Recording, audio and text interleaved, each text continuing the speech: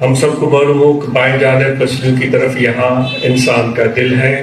دل میں آپ اور ہم سب نے کھڑے بیٹھے لیٹے سوئے جاگے ہر وقت دل کی طرف توجہ رکھنا ہے کہ ہمارا دل ذکر کر رہا ہے اللہ اللہ اللہ اللہ اللہ.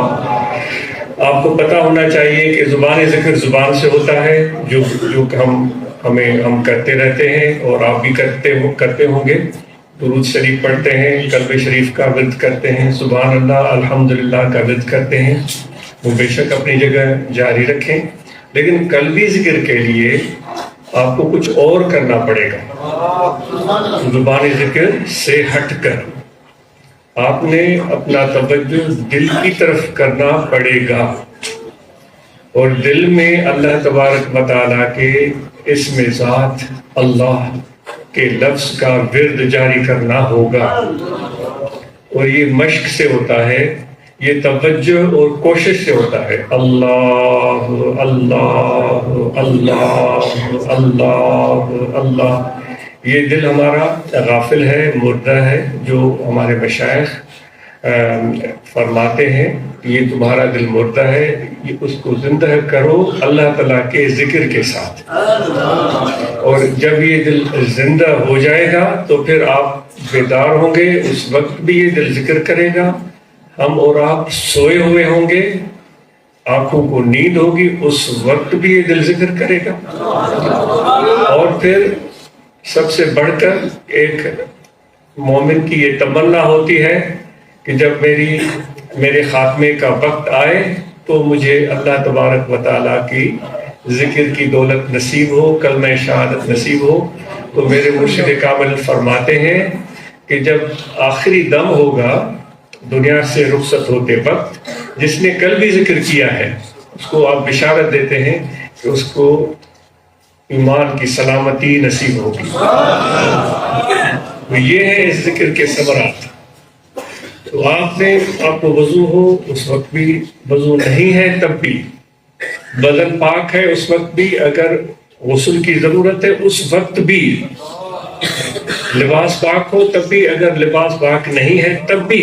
ذکر کے لیے کوئی شرط نہیں ہے, نماز کے لیے شرط ہے کہ نماز کا وقت ہوگا تو ہم نماز فرض ادا کریں گے, پھر وضو کریں گے, بدن پاک ہو, کپڑے پاک ہو, قبلہ رخ ہو, یہ شرائط ہے. ذکر قلبی کے لیے کوئی شرط نہیں ہے. ہم وقت اللہ اللہ اللہ. قرآن مجید میں اللہ تعالیٰ فرماتا ہے کہ جب تم نماز جمعہ کا ذکر ہوتا ہے, جب تم نماز ادا کر چکے ہو تو فانتشروا فی الارض وابتغوا من فضل اللہ, پہ زمین میں پھیل جاؤ اور پھر کام کرو. اور پھر آگے ہے کہ پھر اللہ کا ذکر کرو. تو اس لیے یہ ذکر ایک ایسی عبادت ہے کہ جو دائمی ہر سانس میں ہماری ذمہ داری ہمیں کرنے کی ضرورت ہے. اللہ اللہ اللہ اللہ. یہ مشق جاری رکھیں, اور جب یہ دل زندہ ہو جائے گا پھر انشاءاللہ کبھی بھی یہ مرے گا نہیں, نہ اس کو نیند آئے گی. آپ کی آنکھوں کو نیند ہوگی, نیند میں بھی آپ کا دل ذکر کرے گا اور آپ کی نیند عبادت بن جائے گی. بٹائی صاحب ہمارے سندھ کے جو صوفی اللہ والے گزرے وہ فرماتے ہیں جن کے دل جاری ہو گئے وہ سوئے ہوئے بھی اچھے لگتے ہیں کیونکہ ان کے دل ذکر میں ہوتے ہیں. اور پھر آپ اور ہم سب پہلے باتیں کافی گجرانوالہ میں ہو چکی ہیں, آپ نے سنی ہیں, وہی باتیں آپ سن لیجئے گا. اگر آپ وہاں تشریف نہیں لا سکے تو اپنے کاروبار کی طرف توجہ دیں, اپنے معاش کو مضبوط بنائیں اور محنت کریں. یہ زندگی جدوجہد اور محنت کے لیے ہے. جس طرح بھی رانا وحید صاحب ہمیں بتا رہے تھے, یہ اتنا بڑا پروجیکٹ انہوں نے جماعت کی نسبت سے بنا کر دکھایا ہے, اور یہ بھی ایک بہت بڑی اچیومنٹ ہے. لیکن اس سے بھی بڑی اچیومنٹ یہ ہوگی کہ اس ادارے کو کامیابی سے چلانا, اور اس سے بھی بڑی یہ چیز ہوگی کہ لوگوں کو فائدہ بھی ہو. جو علم ہے اسکولوں کے ذریعے اچھے سے اچھی تعلیم, اگر وہ ہاسپٹل ہے تو وہاں سے اچھا علاج, مستند ڈاکٹر ہو, جو پورا ایک نظام ہے اس کو بہتر طریقے سے چلانا یہ ایک بڑی کامیابی ہوگی۔ تو اس طرح ہم اور آپ جو ہیں اپنے معاش کو مضبوط بنائیں، کام کریں، محنت کریں، کاروبار کریں، تجارت کریں، زراعت کریں، ملازمت کریں، جو بھی آپ کا دل چاہے، لیکن ہمیشہ دل میں یہ جذبہ ہوتا ہے کہ کاروبار تجارت جو ہے یہ بہت بڑا اچھا کام ہے۔ اس کا یہ مطلب نہیں ہے کہ آپ ملازمت چھوڑ دیں یا ملازمت نہ کریں، نہیں، بھلے ملازمت بھی کریں لیکن اس کے ساتھ کچھ چھوٹا سا کام اپنا ذاتی بھی شروع کر دیں۔ حضور علیہ الصلوۃ والسلام کی اس سنت میں، ان کی پیروی میں انشاءاللہ محنت کریں گے اور توجہ اور لگن جاری رکھیں گے، اس چھوٹے سے کاروبار میں برکت ہوگی، وہ بہت بڑا ہو جائے گا۔ اور پھر آپ کا اپنا کام ہو تو پھر تو الحمدللہ اس کا مزہ ہی کچھ اور ہوتا ہے، کسی کے سامنے جواب دہ ہونے کی ضرورت نہیں ہوتی، جو آپ کماتے ہیں وہ آپ کے ہاتھ میں ہوتا ہے۔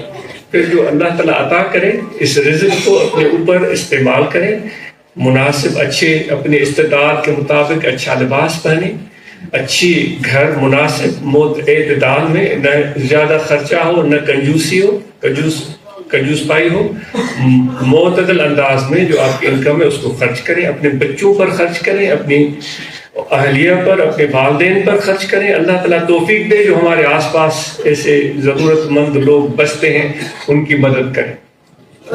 وہ ابھی آج گجرانوالہ میں بھی یہ بات ہو رہی تھی، تو کاروبار کے لیے بہت زیادہ جماعت کوششیں کر رہی ہے، اور اللہ آباد شریف میں جو تقریباً ہر روز کوئی نہ کوئی آ کر یہ احوال سناتا ہے، کہ تبلیغ کا احوال بھی سناتا ہے اور ساتھ میں یہ بھی بتاتا ہے کہ میں نے یہ کاروبار شروع کیا۔ یہ پتہ ہے کہ اس میں بڑی اسٹرگل ہے، بہت صبر آزما کام ہوگا، اور آج اس کو اس چیز کا احساس ہے کہ لوگ محبت میں آ کر بتاتے ہیں کہ الحمدللہ ہم نے کام شروع کیا ہے، وہ اپنے حوصلے میں، شوق میں بتا رہے ہوتے ہیں، لیکن پتہ ہے کہ اس کے پیچھے بہت زیادہ اسٹرگل اور پریشانیاں اور تکلیفیں ہوتی ہیں، وہ چھپا رہے ہوتے ہیں، لیکن ان کا حوصلہ دیکھ کر پھر دل سے دعا نکلتی ہے کہ یا اللہ ان کو بامراد بنا دے، ان کو کامیاب کر دے، ان کے کاروبار میں برکت عطا فرما۔ تو انشاءاللہ آپ کے بچے علم حاصل کریں اور آپ کام کریں، اور بچوں کو اپنے ساتھ بٹھائیں، ان کو ٹائم دیں، جو آپ نے صحبت سے باتیں سیکھی ہیں، جو آپ نے ہمارے مشائخ کی تعلیمات سیکھی ہیں، حضور علیہ الصلوۃ والسلام کی جو پیاری زندگی، جس طرح آپ مشکلات میں صبر فرماتے تھے، جس طرح آپ اپنے پڑوسیوں کا خیال رکھتے تھے، جس طرح آپ صلی اللہ علیہ وآلہ وسلم صحابہ سے پیار فرماتے تھے، اپنے اہل خانہ سے محبت کرتے تھے، جس طرح بھوکوں کو کھانا کھلاتے تھے، جس طرح آپ جو آپ کو تکلیفیں اور اذیتیں دیتے تھے ان کو معاف کر دیتے تھے، جس طرح آپ میدان جنگ میں کھڑے ہو گئے اور دشمنان اسلام کے وہ تیر آئے اور آپ کے چہرہ مبارک پر زخم پہنچے، دندان مبارک کو زخم پہنچے، لیکن کبھی بھی حرف شکایت کبھی زبان پر نہیں آیا، آپ کے ہاتھ اٹھے تو دعا کے لیے اٹھے۔ تو یہ ہے ہمارے لیے سب سے بہترین مثال۔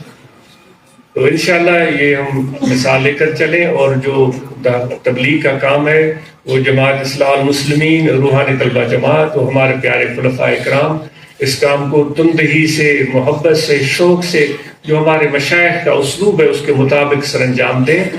انشاءاللہ اللہ کا ہاتھ آپ پر ہے، حضور علیہ السلام کا ہاتھ آپ پر ہے، مرشد کامل کی شفقت اور عنایت، توجہ ہمیں حاصل ہے، تو اس تبلیغ کے کام کو بڑھائیں۔